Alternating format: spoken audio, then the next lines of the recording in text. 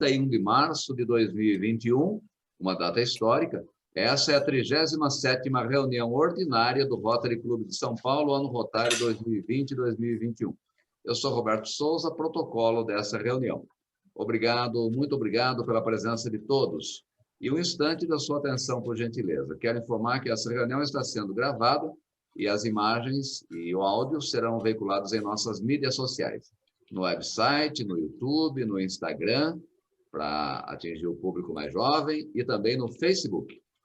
Por questão protocolar e pela organização desse evento, por gentileza, mantenha os microfones desligados. Você que está na sala Zoom, identifique com o seu nome aí no rodapé, para facilitar o nosso contato posterior. Se você é visitante e autoridade, por gentileza, registre a sua presença no chat, informando o nome, e-mail, celular e de quem é convidado. Se você é rotariano visitante, também registre a sua presença no chat, informando o nome, clube, cargo, e-mail e celular. Devido ao planejamento protocolar do tempo da reunião, não abra seu microfone. Utilize somente o chat para fazer as perguntas ao palestrante ou para o presidente Marcelo. Após o encerramento oficial da reunião, a sala ficará aberta para confraternização durante 5 minutos. E após esse tempo, a sala será encerrada. O Rotary Clube de São Paulo deseja a todos uma excelente reunião, inclusive até num feriado como hoje, nós estamos aqui em pé e à ordem, cumprindo a nossa missão. Com a palavra, o presidente Marcelo de Pascoal. Obrigado, querido Souza, pelas informações iniciais e sempre aí atento e disponível para nos ajudar. Eu declaro, a partir desse momento, a nossa reunião, 37ª reunião aberta. Eu quero agradecer aos companheiros, amigos e convidados pela presença de todos.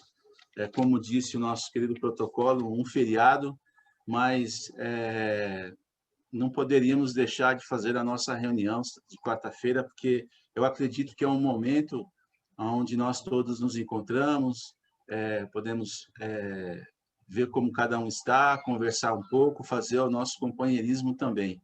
E é uma alegria, toda semana é uma alegria vê-los, e eu acho que todos também gostam de se reverem.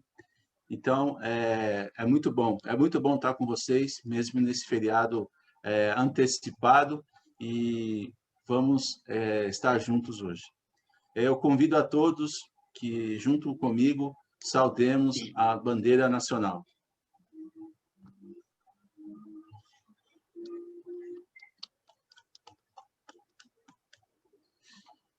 Obrigado pela saudação à bandeira. É um momento que fazemos questão de registrar, esse momento cívico, né? De nós reverenciarmos a bandeira, porque, apesar de todas as adversidades que o país tenha enfrentado, eu acho que o amor ao país, à pátria, à nossa bandeira, é muito importante sempre cultivarmos, e isso é uma regra, é um ensinamento, é um aprendizado, é uma cultura e uma tradição que o Rotary sempre nos traz. Peço ao nosso protocolo que proceda com a apresentação da nossa reunião. Muito obrigado, presidente Marcelo de Pascoal. Apresento agora, senhoras e senhores, com imensa satisfação, a palestrante do dia, Renata Sanzoni Francisco. Ela é consultora de desenvolvimento organizacional com foco nas áreas de segurança psicológica, saúde mental e bem-estar, liderança, comunicação empática e diversidade e inclusão. Possui mais de 18 anos de experiência, tendo atuado como gestora de recursos humanos em grandes empresas e multinacionais. É mestre em psicologia organizacional e especialista em saúde do trabalhador, com experiência internacional. Mentora, palestrante e professora. Possui diversas certificações, dentre elas a Chief Happiness Officer, com formação pelo Instituto Feliciência e pelo Woodhull Academy da Dinamarca. Acaba de lançar uma ferramenta digital para desenvolvimento de empatia nos ambientes de trabalho. Antes da sua apresentação, devolvo a palavra para o presidente Marcelo de Pascoal. Obrigado, Souza, pela apresentação da nossa palestrante. e companheira do Rotary Clube de São Paulo, né? Com muita alegria e satisfação, Renata.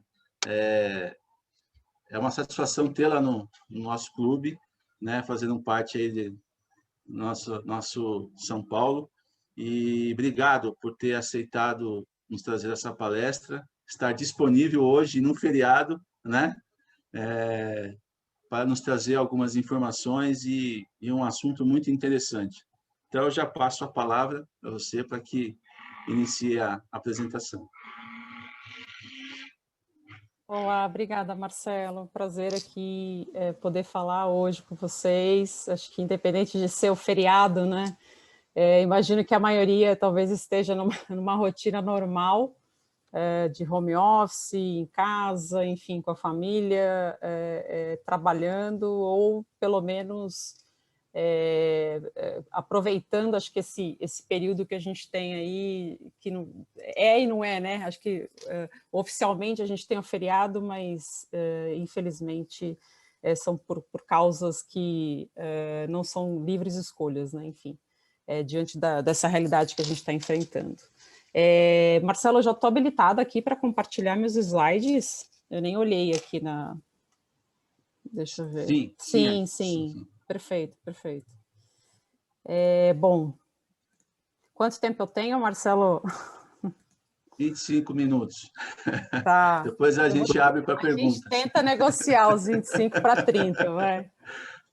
Bom, gente, prazer poder contribuir. Meu objetivo aqui é dividir com vocês um pouco, né, acho que dentro desses 25 minutos, o que eu entendo que pode contribuir com o grupo, para as reflexões em cima dessa questão tão importante que é a saúde emocional, e que eu gosto também de chamar de antifragilidade, que é um conceito que vai um pouco além do conceito da resiliência, né, que todo mundo conhece. Então eu acho que a antifragilidade ela nos provoca a dar um passo além, né, que não é só o que a gente conhece do ser resiliente, de voltar para o estado natural depois de uma adversidade, mas o antifrágil é aquele que avança e tira aprendizados a partir dessa experiência. Então, acho que já fica aqui a mensagem inicial, né, do porquê esse conceito, ele, na minha visão, ele contribui bastante com a nossa evolução. Eu acho que, independente da tradição aqui da apresentação formal, né, eu quis trazer algo um pouco informal para me apresentar e ter a oportunidade. Acho que nesse momento eu fico bem feliz de já compor aqui o grupo, né, do Rotary de São Paulo. Viso contribuir de inúmeras maneiras. Acho que a gente pode pensar aí na questão das novas gerações e que tipo de projeto pode ser desenvolvido, como que a gente pode contribuir. Então, acho que a presença não só das mulheres, mas trazer novas pessoas, trazer pessoas que de fato se identificam com um propósito maior de servir, acho que faz todo sentido. Então, acho que dividir um pouco quem sou eu a partir da informalidade é bacana. Do lado esquerdo aqui a gente tem minha família, né, o Daniel e a Ana Clara, minha filha. Eu amo café, então eu acho que é um símbolo que super me representa. Eu sou apaixonada por café, Carla sabe disso. Eu sou apaixonada por café, amo estudar, acho que deu para perceber ali pela descrição do meu currículo. Então me dediquei aí a muitos anos de estudo, integrando acho que essas 4 imagens aqui no canto, que é a questão da empatia, a questão da compaixão, e eu sou muito conectada à espiritualidade. Dá para perceber pelas imagens. E aqui eu sou palmeirense, né, então não podia deixar de mencionar isso, que eu sou palmeirense, e eu trouxe meu irmão aqui para representar isso, que foi quem deixou um legado muito importante na minha vida, na prática, de fato, do que é você se doar ao outro, e do que é você exercitar a empatia, a benevolência, a generosidade, principalmente num momento como a gente está vivendo. Então, acho que eu tive a grata oportunidade de Deus me conceder essa oportunidade. Fui doadora dele de medula há um ano atrás. Ele infelizmente já passou para outro plano, mas ele deixa essa marca importante para mim, e acho que é por isso também que eu luto por essa bandeira de ajudar as pessoas a aplicarem a empatia em suas vidas e alcançarem os benefícios que isso traz. Então, essa é um pouco da Renata. Eu trouxe aqui uma agenda, porque às vezes a gente tem algumas pessoas que são mais visuais ali, só para ter uma noção do que eu vou falar. A ideia é, dentro desse contexto desses 25 minutos, eu tentar ser breve, mas acho que acho que o ponto inicial é entender por que é importante, e hoje a gente vê tanto na mídia, vê tanto a preocupação de empresários, a preocupação de instituições, sobre a questão da saúde mental. O que traz isso? Não é só a questão da pandemia, mas entender por que isso é tão relevante hoje, por que já é uma urgência, né? E não é mais só uma questão de tendência. E eu vou explicar brevemente sobre a questão do funcionamento mental, o que para nós, né, dentro desse grupo, é importante saber sobre o nosso funcionamento e o porquê que a gente enfrenta, né, as imprevisibilidades, as adversidades que a gente tem enfrentado, muita gente com estresse, com ansiedade, e aí algumas soluções, né? Então, o que a Renata traz como orientações, como soluções que podem ser aplicadas no dia a dia, e parte desse material depois eu divido, encaminho ao Marcelo para que vocês possam ter acesso, e não só ter acesso, mas que possam também levar adiante, dividir, compartilhar com aqueles que vocês entendem que pode ser útil nesse momento, tá? Que são os fatores de higiene. Então, assim, para trazer essa questão do porquê falar de saúde, eu gostaria de passar aqui, vou até já ir direto aqui avançando, para o conceito do VUCA, né, como um futuro de possibilidades. Algumas pessoas já trazem, né, até outro dia a gente trouxe esse palestra aqui, não lembro quando, mas o acrônimo do BANI. Então, acho que independente do acrônimo que a gente tenha, o meu objetivo trazer aqui, em termos de mensagem, o que isso impacta, né, em termos de saúde. Então, acho que o marco central é entender que desde 2008, vamos dizer assim, que é quando esse conceito foi mais instituído, né, dentro do ambiente, vamos dizer, organizacional, ele passa a marcar uma nova era de incerteza, de instabilidade, e que veio para ficar, né? Então, a gente não tem mais como viver sem essa realidade, independente se o mundo está evoluindo, está mudando, está sendo caracterizado como bunny ou não. Então, acho que esse é o primeiro sinal, já lá atrás, que mostra que a saúde mental, ela já precisava ser vista com outros olhos, né? E aí, na sequência, a gente tem o crescimento exponencial. Aqui tem um ponto muito interessante, nessa mudança de chave, né? O nosso cérebro, para vocês terem uma ideia, ele tende a funcionar de um modo muito linear. E a gente vive numa realidade hoje tecnológica, né? Estamos aqui com palestra acontecendo virtualmente, muito agressiva. E isso faz com que a gente tenha, né, uma velocidade exponencial e um crescimento muito crítico. Então, tudo isso também promove efeitos, né, na nossa saúde emocional e mental, por conta desse ajuste que a gente precisa fazer, só que o nosso cérebro não opera dessa forma, então a todo momento a gente tem que se movimentar. Então esse é um outro dado importante, aí a gente chega, né, infelizmente, batendo mais um recorde, né, de mortes no Brasil, desde março de 2020, fomos aí acometidos por uma pandemia jamais vista, né, na humanidade, que vai deixar um legado importante aí na história. Eu gosto de dizer que a gente tem muito aprendizado a partir disso, acho que não é olhar somente, infelizmente, para as perdas, mas o que a gente pode tirar de lição disso e como que nós, enquanto seres humanos, precisamos melhorar e contribuir, né, do ponto de vista social, porque eu acho que isso ainda falta muito dentro, às vezes, de algumas culturas, e não tiro a nossa, porque a gente ainda vê, né, pessoas com um movimento muito individual, no meio de tanto sofrimento, tanta dor, né? Então, a gente tem aí esse marco que eu chamo da era do inesperado, né?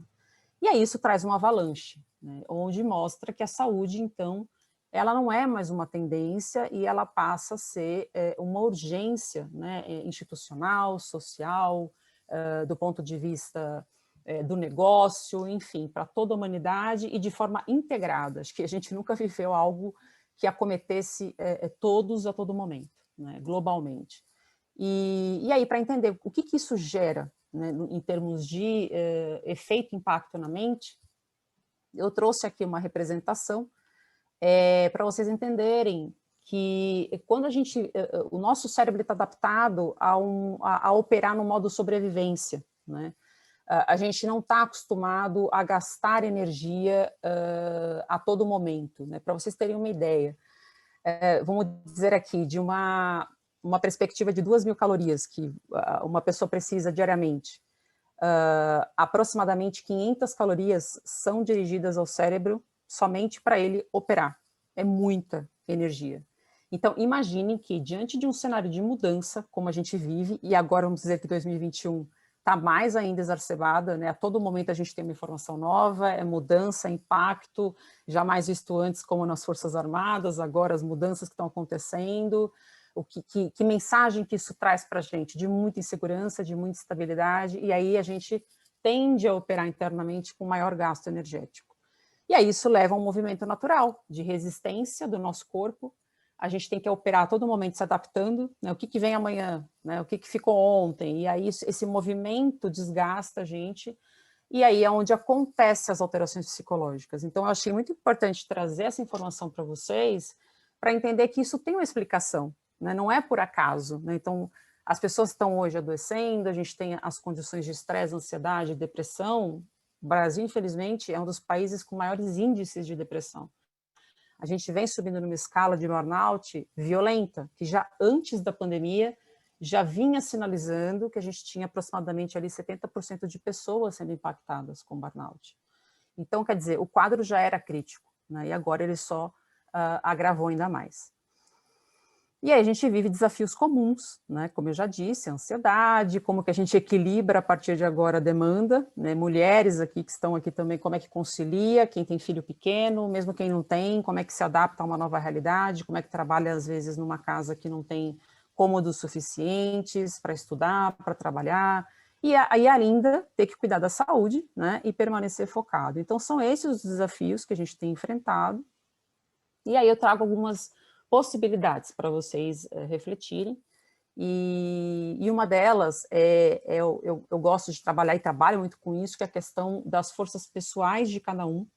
Nós temos, do ponto de vista da psicologia, né, positiva, 24 forças que são inerentes do ser humano, e essas forças, elas são importantes porque são elas que nos ajudam a alcançar as virtudes da vida, né, e são virtudes que todos buscamos, né? Seja a sabedoria, até a transcendência, a espiritualidade, né? A coragem. Quem aqui não busca, né? O pertencimento, o senso de justiça?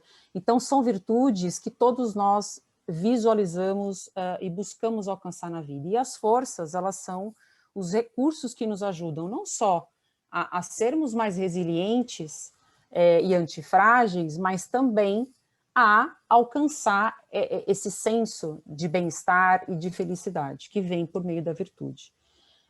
Claro que aqui a gente não vai ter tempo para exercitar isso, mas eu quero deixar aqui uma mensagem do quanto que isso impacta na nossa saúde física, inclusive. E a gente tem comprovação disso, eu não trouxe, mas ela tem um efeito direto na redução do estresse.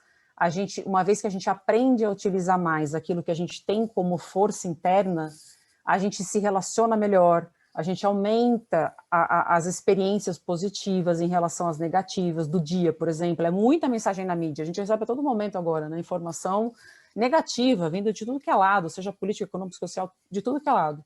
Então, como equilibrar para que eu, no meu dia, viva mais experiências positivas do que negativas? É um baita desafio, né? Então, essa é uma estratégia que pode ajudar. Do lado eu trouxe uma imagem, onde a gente tem aí, né, a imagem está bagunçada ali em termos de ordem, mas essas são as forças. Então, exemplo aqui, a gente tem a gratidão, tem pessoas, eu, por exemplo, a minha principal força é o amor ao aprendizado, claro, não podia deixar de ser, com carreira acadêmica, gosto de estudar, então, assim, é uma força que na pandemia, por exemplo, tem me ajudado muito. Então, não necessariamente fazendo um curso, mas pegando um livro, lendo naqueles espaços que eu determinei para mim. Então, é dessa maneira que eu me revitalizo, que eu equilibro para poder experienciar, vamos dizer, algo bom dentro de uma realidade difícil. E aí eu trouxe para vocês, eu não vou me aprofundar aqui, mas depois eu vou compartilhar, dentro da minha experiência de estudo, um panorama para vocês aqui de 6 forças que eu tenho levado para muitas empresas, que tem sido muito útil nesse momento, que são forças que podem ajudar a todos nesse momento de dificuldade, né? Então, aqui a gente tem uma denominação do ponto de vista da psicologia, do que significa cada uma, e são forças muito nobres, né? Quando a gente fala de esperança, de inteligência social, de criatividade, que eu aposto que a grande maioria aqui já tem, né, como força de assinatura, porque somos uma comunidade, temos uma comunhão aqui de um grupo voltado para um propósito comum muito nobre, né, que é o de servir, é o de se ajudar. Então, naturalmente, já tem as suas forças. Imagina se vocês exercitarem isso diariamente, né? Então, eu trouxe na segunda página aqui algumas atividades que podem ser feitas diariamente. Então, como que a gente investe nas nossas forças?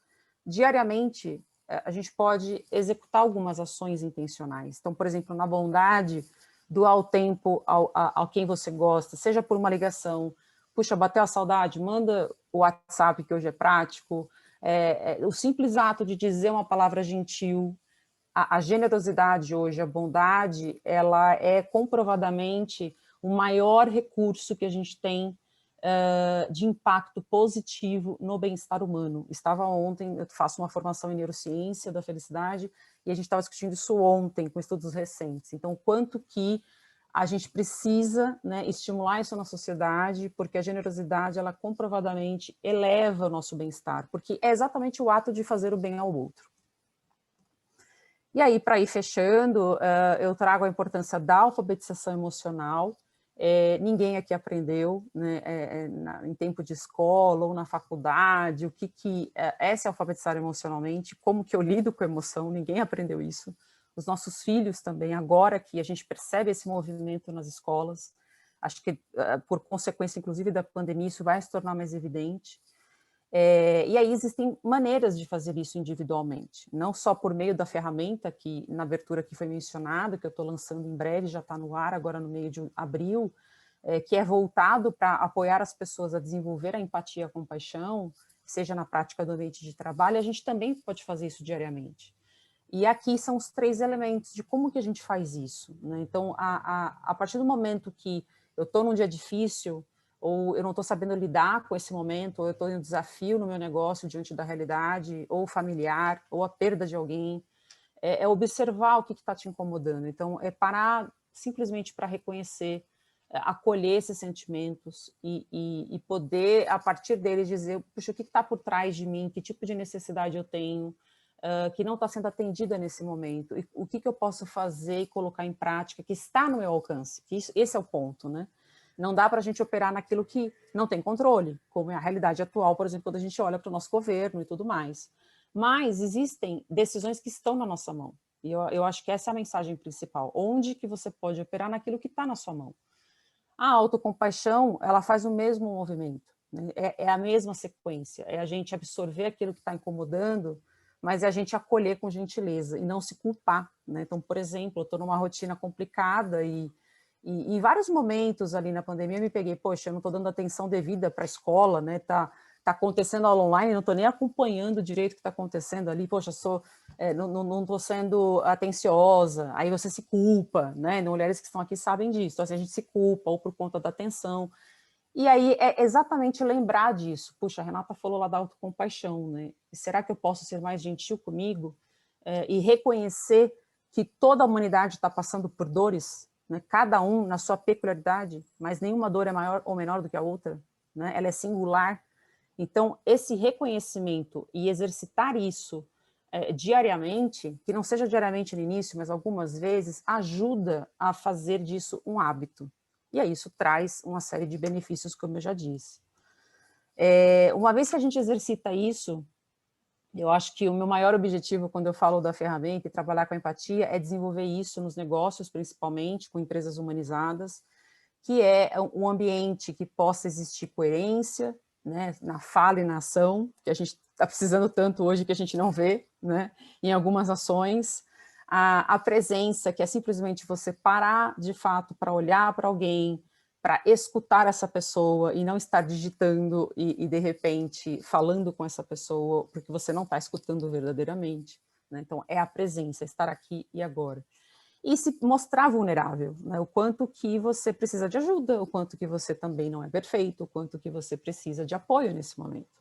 Então, tudo isso é o que nos dá um alicerce importante para a nossa antifragilidade. Sem isso, a gente fica capenga ali, né? Uma cadeira realmente faltando ali uma perna. Então, esse movimento de empatia, esse movimento de compaixão, ele vem dessa forma. Eu trouxe só uma lâmina aqui para mostrar visualmente, né, a ferramenta que eu vim construindo ao longo da pandemia. Então, assim, a revisão dela era uma ferramenta física, e diante da necessidade do mundo, eu acredito muito que ela pode ser um recurso muito útil, não só para gerar mais conexão entre as pessoas, mas do ponto de vista, claro, de ambiente de trabalho, gerar engajamento, gerar mais bem-estar, dando espaço para que as pessoas, ao exercitar a ferramenta, possam reconhecer suas situações desafiadoras, reconhecer seus sentimentos, as necessidades e buscar resolver isso, seja com quem ela estiver se relacionando, né? E aí a gente aprende a fazer isso navegando pela ferramenta. Eu deixo para vocês no final aqui, que depois eu compartilho, um slide com 5 práticas que foram construídas aí por mim e já levadas aí para muita gente, como eu gosto de chamar como se fosse uma bula universal ali do bem-estar, que envolve autoconhecimento, cuidado, conexão, envolve também, não só isso, mas a questão do se movimentar, que todo mundo já sabe, não vou ser redundante, mas o bacana disso é a informação que eu trago do benefício, né? Todo mundo aqui sabe, eu não preciso repetir. E a gente tem o Google, tem a internet, tem os apps, o que é se cuidar, o que é se conectar, meditar, todo mundo já sabe disso. Mas o que isso gera de benefício, que é o que a gente tem abaixo aqui no slide, né?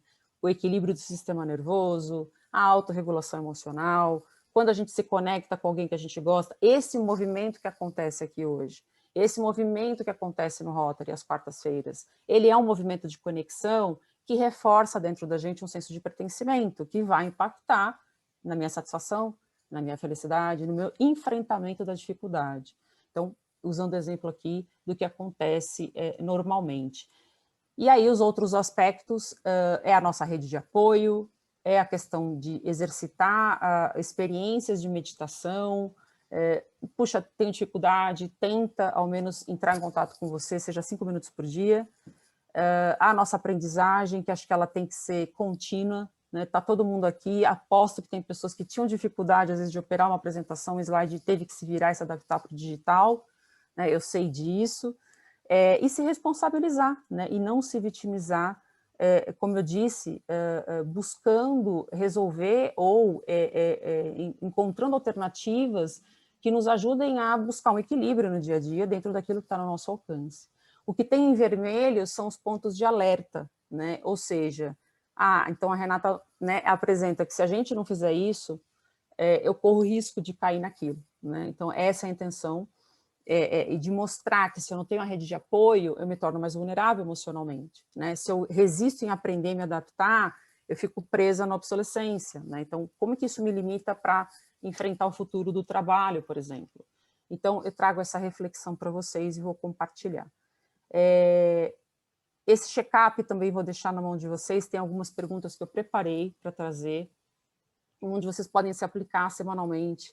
É realmente um check-up, se perguntando ali, seja de dia ou de noite, como que vocês estão nessas perguntas? Então, me senti descansado, não senti, estou me alimentando, parece que é bobo, mas de fato a gente às vezes não para olhar para isso, em níveis separados, né?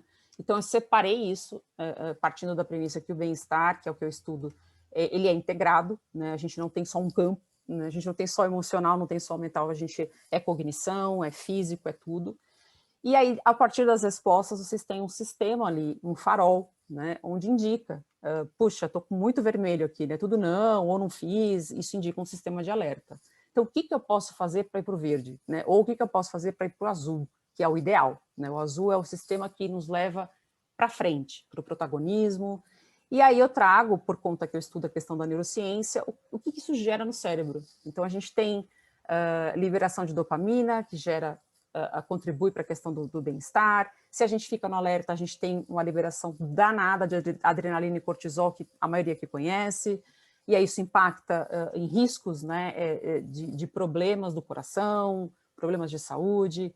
Então, fica aqui o alerta e esse formulário aqui, esse cartão, para vocês poderem exercitar isso, buscando se ajudar, para que vocês caminhem ao máximo para o sistema de direção, tá? A gente não pode mudar o passado, né? Infelizmente, mas a gente pode ser protagonista do que vem adiante. Eu jogo a pergunta, né, para onde que você escolhe ir, para onde que nós escolhemos ir enquanto grupo, enquanto um grupo que tem aí, acho que, um poder interno, né, e uma força mobilizadora para mudar as coisas. Acredito nisso, senão não estaria aqui, né, hoje, acho que fazendo parte, estaria talvez só palestrando. E, Marcelo, eu vou pedir mais 2 minutos para passar um vídeo. No final aqui, eu gostaria que vocês se conectassem bastante com esse vídeo e escutassem, de fato, a nota de cada música, a nota, de fato, musical ali da música e percebessem, acho que sentissem internamente, não deixa de ser um exercício de autoempatia, tá? O que isso dispara em mim, o que isso desperta em mim e que mensagem que isso traz para o meu coração, né? Então, eu vou transmitir, eu já habilitei o som, se vocês não estiverem me ouvindo, sinalizem, por favor, eu não estou vendo todo mundo, mas aí o Marcelo abre o áudio e me comunica aqui, tá bom? Do Chief Happiness, onde a gente trabalha aí com o objetivo de levar mais felicidade para as pessoas, né? Essa é a premissa da formação, a partir das nossas forças, da esperança, da fé, do amor, e eu acho que esse vídeo ele representa isso de maneira brilhante, né? Da gente acreditar que ainda existe a benevolência, existe a bondade, existe um senso ali de humanidade compartilhada, né? Porque somos todos conectados e temos uma interdependência de alguma maneira, né? Então, acho que é essa mensagem que eu queria passar com ele. Eu espero que vocês tenham gostado, que tenha tocado o coração, de alguma maneira despertado algo bom, né? Acho que no meio de tanta dificuldade que a gente vem enfrentando. Marcelo, obrigada pela oportunidade, obrigada por me permitir trazer essa palavra e um pouco do meu conhecimento, e um pouco do que eu realizo, né, por aí. Obrigada, Marcelo. Carla, Obrigado, madrinha obrigado, querida. obrigado você, Renata, pela excelente palmas para você, pela excelente Obrigada. palestra. Eu acho que é uma mensagem que é importante para o que nós estamos vivendo hoje e nos traz um pouco mais de motivação e forças. Uhum. Eu já volto rapidinho, só vou passar para o nosso protocolo para algumas informações e eu já volto a falar com você que já temos algumas perguntas para que você Legal, responda, vou tá bom? ver, tá bom. Tá bom? Tá bom. Souza? Ok, muito obrigado, presidente Marcelo de Pascoal. Realmente uma palestra show, motivadora e com um final muito emocionante. Parabéns a você, Renata. E você que está nos assistindo, você que está participando, você que está na sala Zoom, não esqueça de colocar o seu nome no rodapé aqui da telinha. Se você é visitante e autoridade, registre a sua presença no chat, informando o nome, e-mail e celular. E eu também reitero a você que é rotariano visitante, registre a sua presença no chat, informando nome, clube, cargo, e-mail e celular. Devido ao planejamento protocolar do tempo da reunião, utilize somente o chat para fazer perguntas ao palestrante, perguntas que já começaram a chegar, mas que podem ser feitas também a partir de agora. Com a palavra, o presidente Marcelo de Pascoal. Obrigado, Souza, pelas informações aí para nós. Renata, temos uma pergunta do nosso querido protocolo Souza. Como estabelecer um limite entre otimismo e a prudência? Essa é uma pergunta maravilhosa, porque eu costumo abordar isso num projeto com algumas aulas que a gente faz com relação à inteligência emocional, e uma das coisas que a gente aprende muito, não dentro da teoria ali da inteligência, mas que vem mais do movimento da psicologia positiva, é a questão do otimismo de Poliana. Inclusive, o ano passado, eu fui convidada por um jornalista para uma pauta de uma matéria não lembro agora o nome do jornal, mas é do UOL, faz parte ali da grade do UOL, e ele é voltado para carreira e negócios, né? E era sobre isso, sobre a questão de como a gente colocar esse limite, de não acreditar, não se pautar ali no otimismo exacerbado, da questão da Poliana acreditando em tudo, se jogando e que tudo é possível, mas poder criar um espaço de entender que o otimismo ele é válido, mas ele só é válido quando a gente, de fato, se movimenta para a ação. E a resposta, acho que, do limiar do otimismo com a prudência, ela vem muito na questão de você estar atento até onde existe um risco que está sob seu controle, que está sob seu domínio. E não necessariamente algo que, puxa, porque eu acredito, eu me jogo, né? E aí as coisas vão dar certo, e não é sempre assim. A gente precisa desse limite. E muito se fala a partir da visão da teoria do otimismo aprendido, que é justamente essa questão de o otimismo, nada nos serve. Se a gente simplesmente diz, as coisas vão melhorar, a Renata passou esse vídeo, né, tudo, a gente tem, tudo vai acontecer, vai melhorar e vai ficar tudo bem.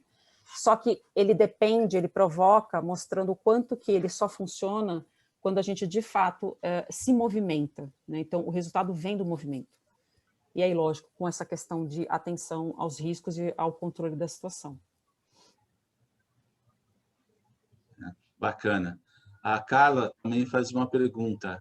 Você acha que o mundo corporativo está mais compreensível com a empregada que é mãe, sendo que ela tem os filhos em casa e está trabalhando em casa? Enfim, você sente que existe uma empatia nova para essa figura que antes era ignorada?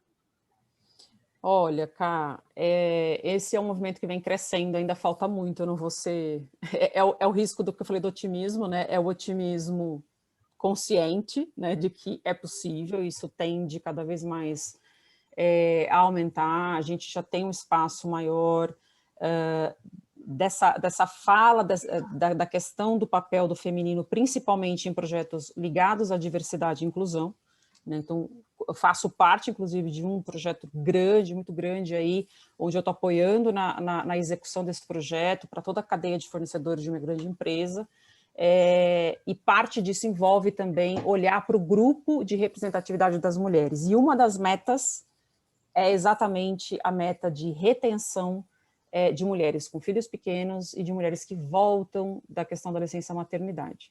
Então, assim, é um movimento crescente. Eu acho que a gente já tem hoje empresas mais conscientes da importância da diversidade, não só por conta de um tema de ESG, por exemplo, do quanto que isso está atrelado hoje ao sucesso do negócio, quanto que isso, de fato, é relevante até para o investimento, mas por conta da própria consciência. Eu acho que o que a gente está vivendo hoje deixou mais claro de que se a gente não apoiar, a gente vai ter um futuro comprometido de pessoas ou adoecidas ou pessoas que não terão ali as suas condições favoráveis para contribuir, né? Então, acho que esse movimento ele é crescente, cara. Ainda não é o ideal, mas a gente já tem muita empresa se movimentando para isso.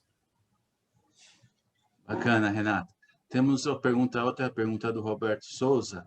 A tecnologia acabou com as distâncias geográficas, mas, ao mesmo tempo, fez com que os jovens trocassem a fala pela mensagem escrita, principalmente pelo WhatsApp. Como você vê as consequências dessa mudança de comportamento? É inevitável, né? A gente não... Eu vivo esse desafio diário, a minha filha tem 9, e eu vivo a fase do Roblox aqui, talvez tenha pessoas... A Caixa que tem filho dessa mesma idade, e agora uma semana sem aula, então eu estou há 2 dias negociando com ela para estudar um tempo, para ver um desenho, para conversar, vamos fazer isso junto. É um desafio diário. Eu acho que a solução, Marcelo, e a quem me perguntou, não lembro quem aqui, isso não dá para eliminar, isso já faz parte do nosso, da nossa realidade, faz parte do nosso futuro, isso já está definido como um dos pilares, o aprendizado à tecnologia, ele é um dos elementos das 4 habilidades que saíram recentemente divulgadas pelo Fórum Econômico Mundial, que serão essenciais para o futuro. A primeira delas é o literacy, a literacia e a importância do aprendizado. E a tecnologia está dentro disso. Então, assim, veio para ficar, e a nova geração já tem isso no DNA.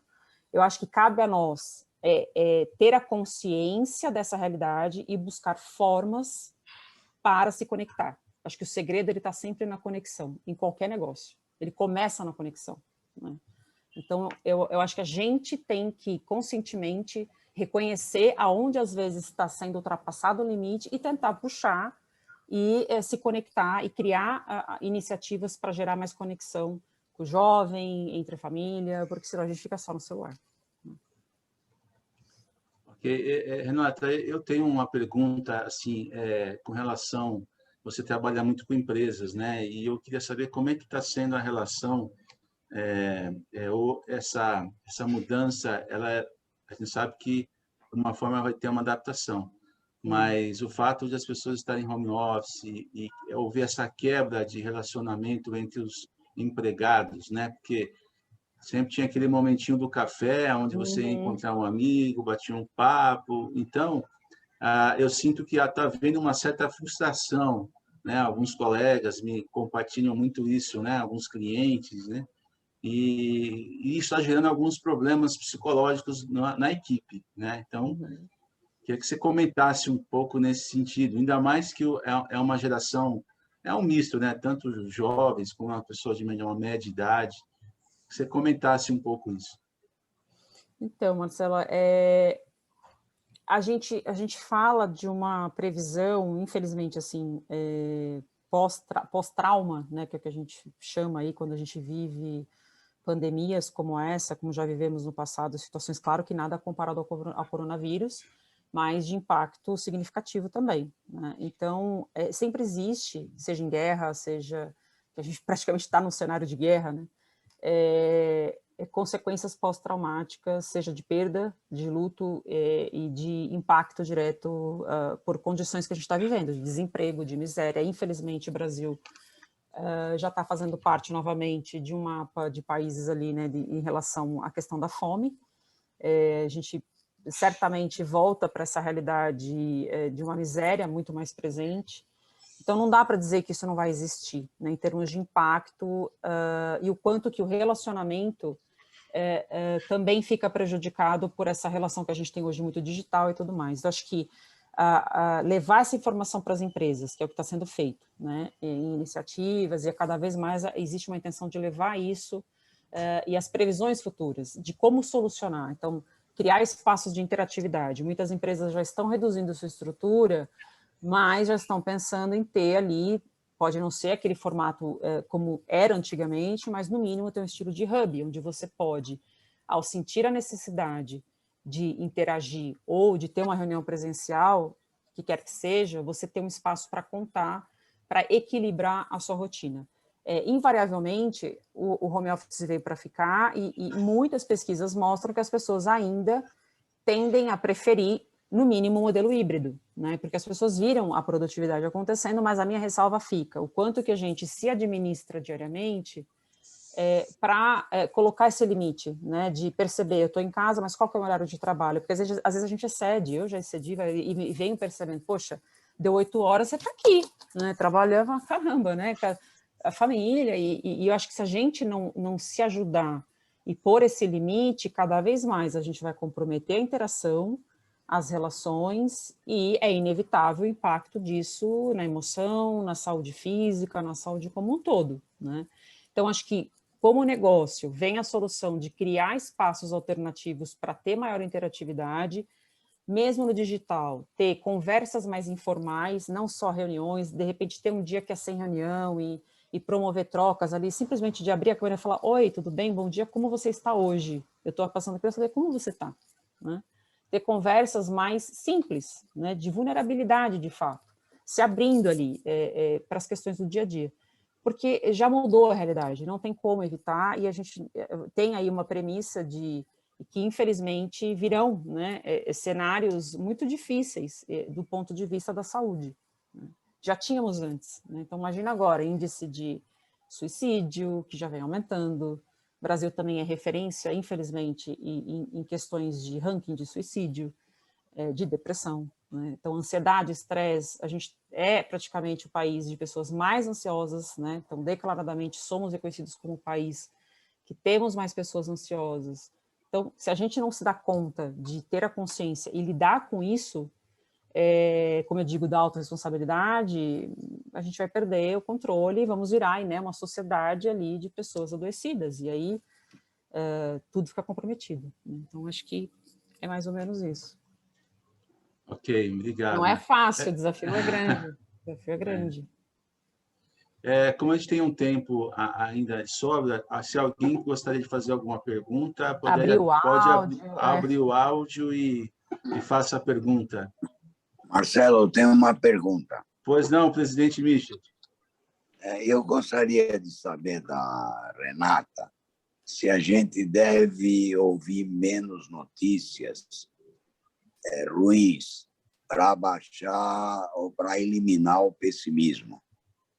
Boa, Michel, boa pergunta essa, sensacional. Sim, muito bom. Sim, essa é falta de uma outra matéria, eu fazendo propaganda das matérias, aqui foi coincidência. Foi no ano passado também, para esse jornal, onde eu falei do excesso das lives, né? E o efeito disso para a ansiedade. E uma das propostas foi, a gente tem na nossa mão 1 zilhão ali, né? De informação à disposição, cabe a gente escolher e filtrar o que a gente quer ler naquele dia ou ficar sabendo, mas sim, existe o impacto direto do excesso de informação negativa sobre nosso estado de humor, sobre as nossas emoções. Então, uma maneira de remediar isso não é, então agora eu não vejo mais Jornal Nacional, não leio mais o jornal, não compartilho, né, de nenhuma informação. Não, né? Eu acho que é ter um filtro do teu equilíbrio e sentir até onde aquilo está te incomodando. Então, lê as principais ou deixa para ver, de repente, as informações daquele dia numa única fonte, que para você é uma fonte confiável e que resume tudo muito bem, para você se manter atualizado, e buscar sempre fontes de relatos positivos. Então, vou dar um exemplo. Uma coisa que a gente comentou naquela matéria foi do site, como é que é o nome? Razões para Acreditar, se eu não me engano. Eles estiveram comigo nessa matéria. Eles fazem a divulgação diária, até quem quiser seguir no Instagram, eles têm página no Facebook, eles fazem um trabalho lindo, de soluções e situações e acontecimentos que tem no meio da pandemia, que a gente não fica sabendo, porque a mídia, né, obviamente, viabiliza aquilo que mobiliza o nosso estado ali de emoção, de ansiedade, que te faz consumir mais, né? Então, existe um sensacionalismo por trás disso que a gente sabe, não preciso falar disso, mas existe o outro lado da mídia, que é esse lado da mídia positiva e poderosa. Então, ler, de repente, notícias, nem que seja uma fonte por dia, de algo que aconteceu de bom diante desse cenário, é bem interessante. E as histórias são muito legais, assim. Eu acompanho eles pelo Instagram e tem relatos incríveis, assim, de pessoas e de acontecimentos que ocorrem diariamente em torno do coronavírus e que a gente não fica sabendo. A gente só fica sabendo da morte, né? Mas do demais ninguém declara, né? A gente não tem mais aquela ação, né, do jornal lá que falava das empresas que estão contribuindo. Tudo bem que agora está tudo muito em torno das doações, e eu acho isso sensacional, e tem que ser, né, principalmente de alimentos. Mas o que as empresas estão fazendo para o oxigênio, né, para a questão do kit, de intubação, que é muito triste olhar para isso e ver que a gente não tem recurso suficiente, mas eu acho que é divulgar mais isso, sabe? A gente perceber até onde que aquilo está me fazendo mal. E aí buscar esse equilíbrio. Bacana. É isso mesmo. Bacana, Renata. A Carol está aqui. Oi, Carol. Nem vi que ela estava aqui. Mais alguém quer fazer uma pergunta? Mais uma pergunta? Pode abrir o microfone. Eu gostaria, eu escrevi no chat, mas eu vou ler, tá bom, Renata? Tá. Vamos lá. Oi, Roberto. Olá, tudo bom? O lado positivo desse momento terrível seria a descoberta de novos líderes empresariais com competências de relacionamento acima da média? Em particular, uma valorização do carisma? O que você acha? Eu acho que sim, e acho que da liderança compassiva. Não é à toa que estou investindo no que eu estou investindo ali para ajudar. Eu falo que não é simplesmente uma ferramenta pura, no caso do labirinto, mas é uma ferramenta muito além disso. Eu acho que ela é uma ferramenta para humanização, porque o objetivo principal é gerar mais conexão. As pessoas desaprenderam a se conectar. A gente não tem conexão, a gente vai para as discussões, já é no focada no porquê que precisa fazer e para quê ali, mas, poxa, se reconhece primeiro ali, né? O que a gente tem ali de sentimento no dia, ou de necessidade, o que você está precisando. Então, acho que essa conexão, ela abre porta. E, nossa, a gente tem isso comprovado em inúmeros lugares, de impacto em inovação, impacto em retorno financeiro, em lucratividade, que mais aqui? Poderia dizer em absenteísmo, em presenteísmo. Então, eu acho que ter hoje líderes que se preocupem mais na questão do carisma, que a liderança carismática é importante, compassiva, de se preocupar mais com a construção das relações saudáveis, é o que a gente mais precisa. As habilidades pró-sociais para a felicidade, para o engajamento, para o bem-estar.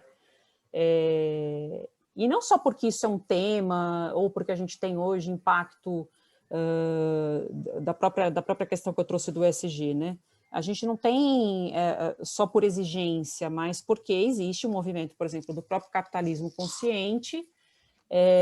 Eu tenho encontro com eles em junho, inclusive, para falar disso, do quanto que a gente pode cada vez mais ajudar as empresas a reconhecer que os negócios, de fato, precisam ser negócios que curam, né? Negócios que, de fato, não visem só a produtividade, mas que gerem cura. A gente passa a maior parte do nosso tempo trabalhando, escrevi sobre isso ontem. E a gente, como ser humano, busca o quê? Pertencer, busca confiar, né? A gente busca se relacionar, tanto que as pessoas não sabem o que fazer, o que medida tomar, ou para que lado vai, porque a gente tem líderes passando mensagens desgovernadas, né? Então, acho que o Brasil está como está hoje em relação à pandemia muito por conta disso, porque a gente não tem uma liderança alinhada. E a liderança é tudo. Liderança é tudo para um país, para uma empresa, uma sociedade, uma instituição. Ok, Renata, obrigado. Muito bom, obrigado. Obrigado, Monastex, pela pergunta. E, Renata, é sensacional a tua palestra. Obrigada. Eu quero te agradecer. Acredito que o conteúdo foi sensacional. Podemos nos motivar a aprender e ter mais conhecimento. E eu te passo aí para um minutinho de considerações finais. Bom, acho que foi uma troca muito boa aqui, adorei poder responder, né, algumas perguntas que surgiram, acho que são perguntas pertinentes a todos, gostei bastante das perguntas, eu espero de fato que o material que eu vou compartilhar com você depois, Marcelo, só não vou poder compartilhar já, porque eu tenho um compromisso na sequência aqui que eu preciso disparar um material aqui para um evento de uma empresa, mas que possam fazer uso, que possam de fato aplicar, que não seja de repente diariamente, mas procurar ali refletir sobre as perguntas que eu pontuei no que eu chamei de check-up, tentar executar pelo menos alguns daqueles fatores de higiene mental e emocional para a vida de vocês, para a família de vocês, para as pessoas que vocês querem bem e querem compartilhar, né? Então, acho que tentar se esforçar em colocar ações e iniciativas que possam gerar mais experiências positivas para cada um, né, em meio a uma situação tão difícil que a gente vive. Então, foi muito bom poder compartilhar e agregar aqui, né, com vocês em relação a esse tema tão importante hoje, né? Acho que mais do que nunca. Obrigado, Marcelo. Obrigado, companheira Renata, por essa palestra e obrigada. Participação. Acredito que nossos companheiros e o clube pôde te conhecer mais. Sim, muito bom.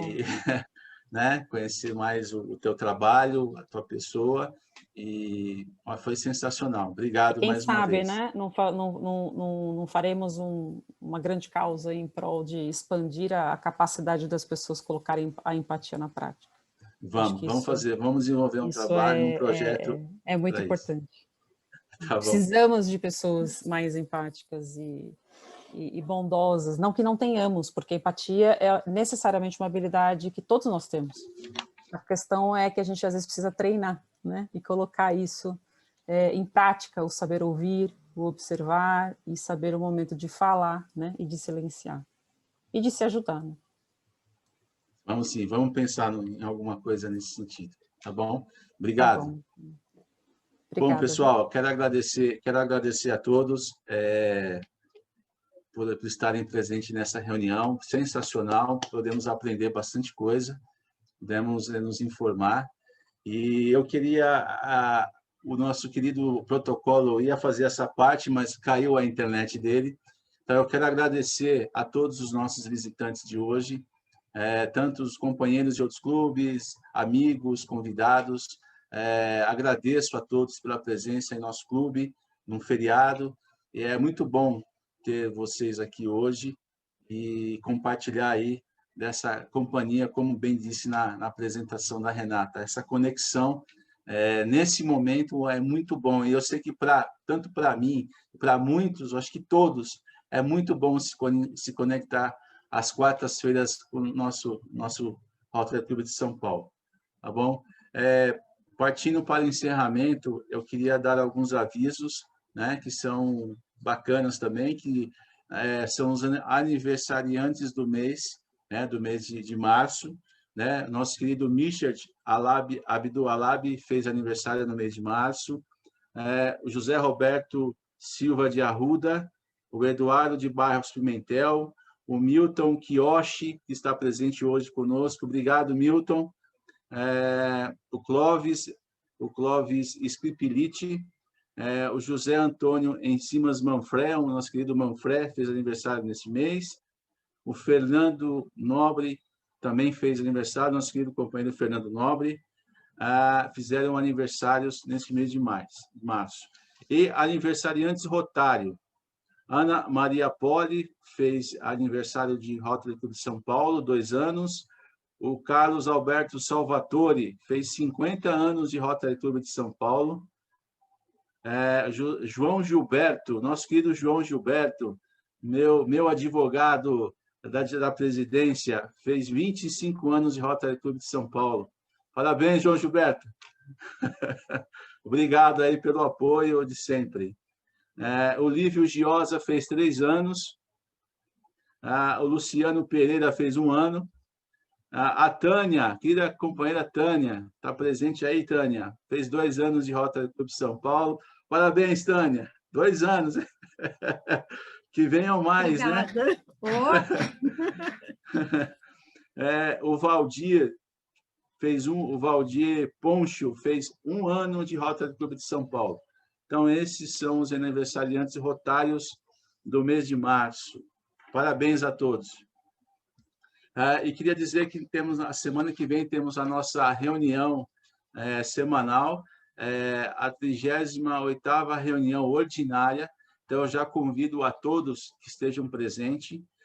A palestra será Em Harmonia com Sua Alma, Gerenciamento de Estresse. Estamos também mantendo o mesmo tema aí, nesse mesmo sentido nas palestras.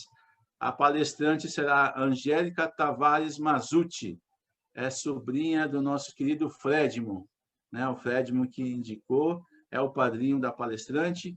Então, não percam, esteja conosco, vamos participar dessa reunião. E também eu queria observar que, neste mês de abril, aproveitem, teremos palestras sensacionais, como a de hoje, que foi excepcional, e no mês de abril teremos excelentes palestras.